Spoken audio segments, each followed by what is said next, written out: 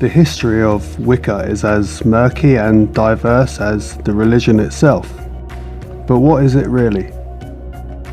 Devil worship, Satanism, demonology and familiar spirits are only some of the beliefs and stereotypes that are associated with Wicca. So grab your favourite brew, maybe light a candle, and sit back as we take a little peek into the history of witchcraft. Welcome back to Damaged by Design. Today we're looking into the roots and the growth of this controversial religion that has continued to divide historians and people throughout the years. But why? Being a Wiccan doesn't mean that you are a witch. Although this is a common misconception, Wicca is a faith based in magic. It's generally agreed that Wicca began in the middle of the 20th century in England, but scholars and practitioners continue to argue the precise origins of this contemporary pagan religion to this day.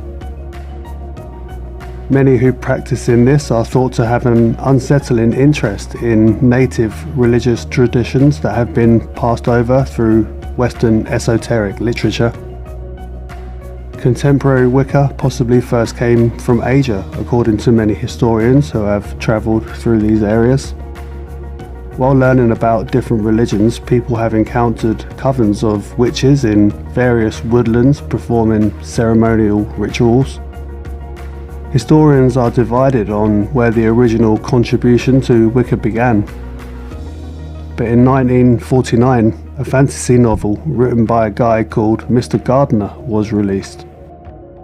The book was called High Magic's Aid and became one of the first standards of the faith, along with the follow-up that was called the Book of Shadows, which appears to be the most significant contribution to the faith since the book was written in the 1940s. It's said that true initiates are required to make their own copy of these books by hand. In doing so, they are imburning it with their own personal energy and dedication. Shortly after the removal of Britain's witchcraft laws in 1954, from there Wicca gained many followers, and with that what became known as the Gardnerian Wicca was born. As a result of Gardner's publications, occultists in the 1950s and 60s founded their own Wiccan traditions. They claimed to follow some form of pre-Christian witchcraft that had lived in secret for millennia. However, once more studies were conducted on witchcraft in the early modern era of the 60s and 70s, and despite the media's effort to equate Wicca with Satanism, the religion persisted and eventually made its way to the United States around 1966. The Buckland Museum of Witchcraft and Magic was built on Long Island in New York. The popularity of Wicca in the United States during the 1960s and 70s was also a product of the era's greater countercultural mindset, and it took its cues from struggles of that time. In 1971, Budapest established Dianic Wicca as a goddess-centered tradition for women. There are the Minoan Brotherhood that was formed in 1977 as a Wiccan tradition for people of gay and bisexual orientation. Wicca had already been influenced by rising ecological feelings, also began to be marked as a nature religion in the 1970s.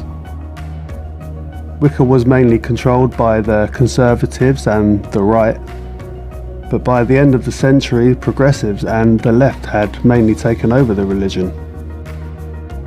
Wiccans were instrumental in forming groups to protect neo-pagan civil liberties, such as the Pagan Federation and the Convent of the Goddesses, which have repeatedly countered the falsehood that Wiccans are Satanists, which was spread by some evangelical Christians, especially during the satanic ritual abuse panic of the 1980s and 90s. Wicca, unlike conventional Christianity, honours both a god and a goddess, and so it's pretty distinct from other religions because of its rejection of dogmatic theology and its preference for personal spiritual experience over faith and any higher power. Wiccans refer to themselves as practitioners, not believers. Each of the 4 seasons in the Northern Hemisphere is marked by a series of annual celebrations known as Sabbaths. Practitioners in these rituals are also encouraged to think about the ways in which they too are affected by the changing of the seasons.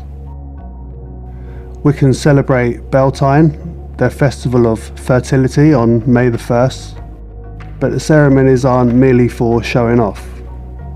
They also help participants feel closer to their specific god.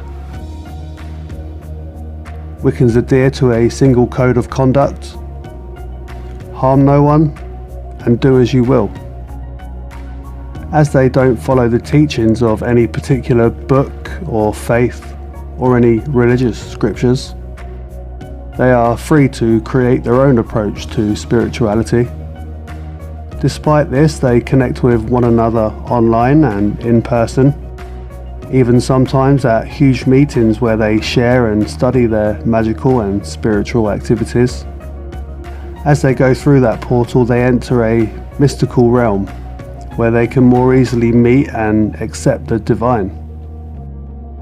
Although Wicca is a secret religion, its adherents discover a direct line to the divine and the world around them. Some Wiccan rituals honour gods and goddesses as archetypal symbols rather than as actual supernatural creatures, while others are atheistic and pantheistic, and polytheistic or agnostic. Wiccan rituals frequently involve the 4 cardinal directions, the equinoxes and the solstices of the sun. The elements of fire, water, earth and air are all key components that you must understand before working with nature's energy around you. The journey of Wicca up to now has been one fraught with obstacles and challenges, and it wasn't until the late 80s that the faith was legally recognised as a religion, in America at least, after a series of legal court cases. There was a practicing Wiccan who was doing time in prison. He was the one who filed the first legal proceedings after being refused access to sacred items used in his religious rituals for Wicca. This was a victory for Wicca after the court ruled that it had the same First Amendment protections as any other religious group. Later years saw a continuation of the fight for Wiccan rights, with cases being brought to court all around the country. During 1998, a Wiccan girl in Texas ran into trouble with the school administration when they tried to ban her from wearing Wiccan jewelry and all-black clothing. The witchy student eventually won this case, and the school board had to back down to the girl's religious beliefs. In 2005, the Wiccan community lost its first known military member who identified as a follower of Wiccan practices. After his family's request, the military eventually agreed to include a Wiccan pentacle on his headstone. The Wiccan community has grown in recent years despite its many obstacles along the way.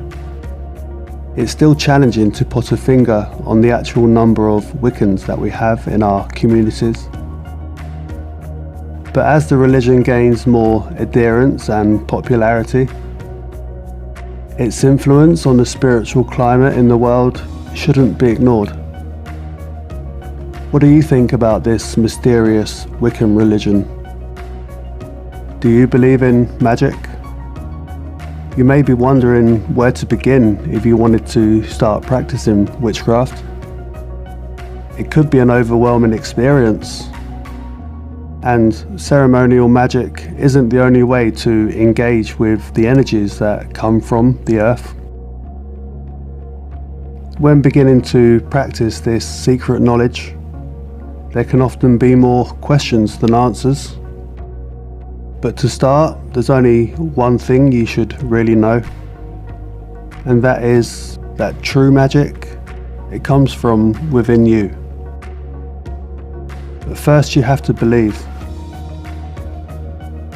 You have to believe that your actions, and also the intent behind your actions, these things have power. It truly is possible to bring the things that you need into your life, but be careful of your intentions while casting these spells. Thank you all for being here. If you'd like to take part in the magic, make sure you tap the thumbs up, and if you're not already subscribed to the channel, don't forget to ring the bell so that you get a notification on the next video that I conjure up. And until next time, it's goodbye from Damaged by Design.